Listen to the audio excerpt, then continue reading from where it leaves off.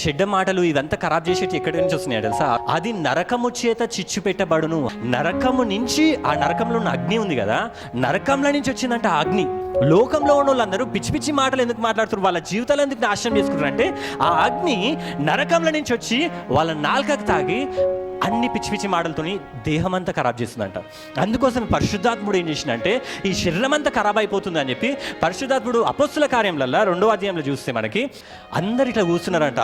అపోస్తుల కార్యంలో రాసింది, యేసుప్రభు చనిపోయి తిరిగి లేచిన తర్వాత ఒకటేసారి ఒక గాలి లాంటి శబ్దం వచ్చిందంట. గాలి రాలేదు, శబ్దం వినపడుతుందంట వాళ్ళకి. ఆ శబ్దం ఏందని ఇట్లా ఇట్లా చూస్తూ ఉంటే వాళ్ళకి అందరికి కనపడుతుందంట, అగ్ని నాలుకలు దిగుతున్నాయంట. ఏం దిగుతున్నాయంట? లోకంలో ఉన్న వాళ్ళకి నరకంలో నుంచి అగ్ని వస్తుంది, దేవుని బిడ్డలకి పరిశుద్ధాత్మలో ఉన్న వాళ్ళకి ఎక్కడి నుంచి వస్తుంది అగ్ని? పరలోకం నుంచి వస్తుందంట. హల్లెలూయా, హల్లెలూయా. ఈ అగ్ని నిన్నంతా కాల్చేసి నిన్ను ఆగం చేస్తుంది. పరిశుద్ధాత్మ నుంచి వచ్చిన అగ్ని నీ ద్వారా అన్య భాషలు మాట్లాడిపిస్తుంది.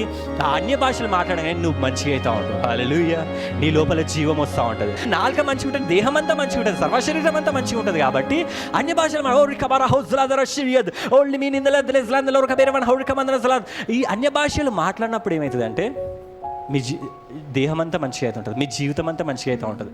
అదే గలీజ్ మాటలు తిట్టిరనుకో, ఓ అని తిట్టిరనుకో, మీ దేహం అంతా ఖరాబ్ అవుతుంది, మీ జీవితం అంతా ఖరాబ్ అయిపోతూ ఉంటుంది.